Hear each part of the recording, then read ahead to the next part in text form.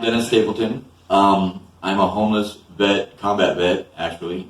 I've been on the street for 15 years. 15 years ago, this all started with me losing my job because of an illness I have and the medication that I'm taking.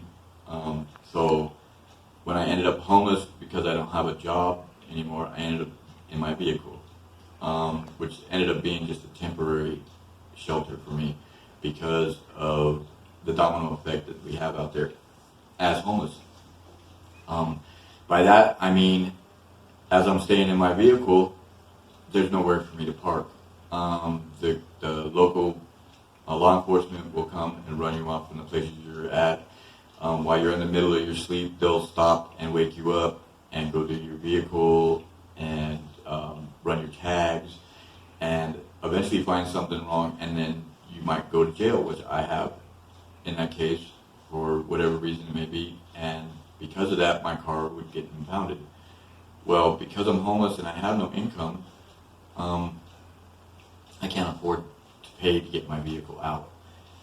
Therefore, losing the temporary shelter that I had, that becomes a bigger issue because now I'm on the streets with no shelter. So what do? I find a place that I can sleep, maybe just with a blanket or a sleeping bag or whatever it may be, in the dirt, along a wall behind a business, and then I get stopped or awoke because I'm there and I'm not supposed to be there. There's nowhere to go. Even if I have a tent or I'm in a field, the local law enforcement, or also known as outreach, would come and take my property. Now I have no documents as far as like my birth certificate and so on and so forth. So now I have another obstacle. It becomes monotonous almost. They're just, and every time they come and get my property, if they run into us, they're actually giving us another ticket. So it's like a revolving door.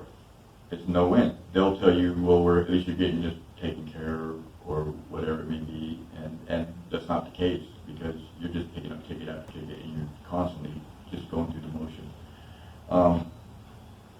Now you have a court date and it makes it hard for you to show up where the court date might be because you don't have transportation or you don't have clothes to wear to court or clean clothes is what I mean. But as far as how to get there on time, even because you don't have an alarm clock.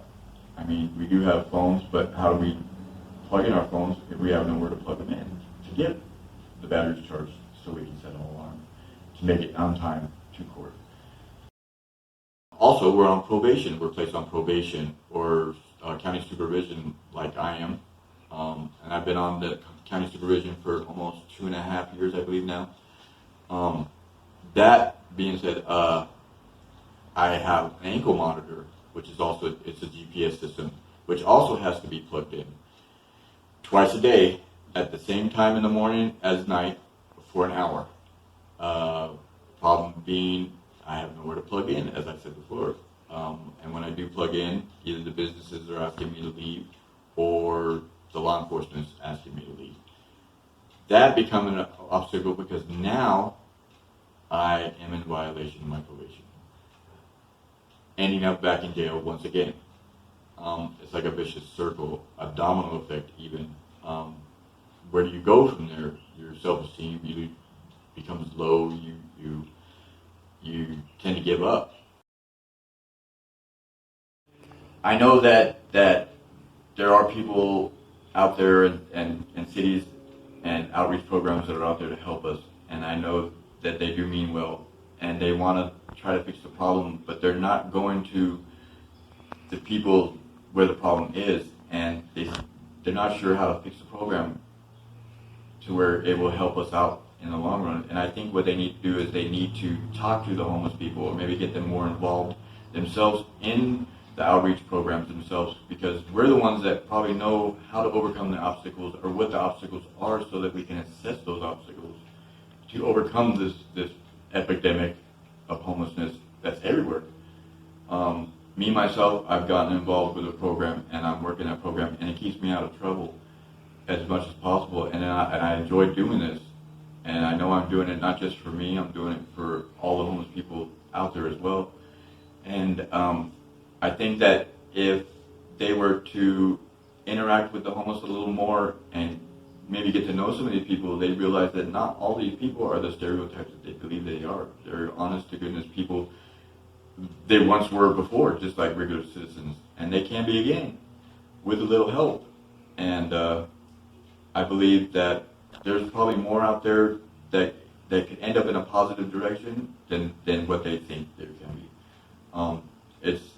What it breaks down to is the right kind of help.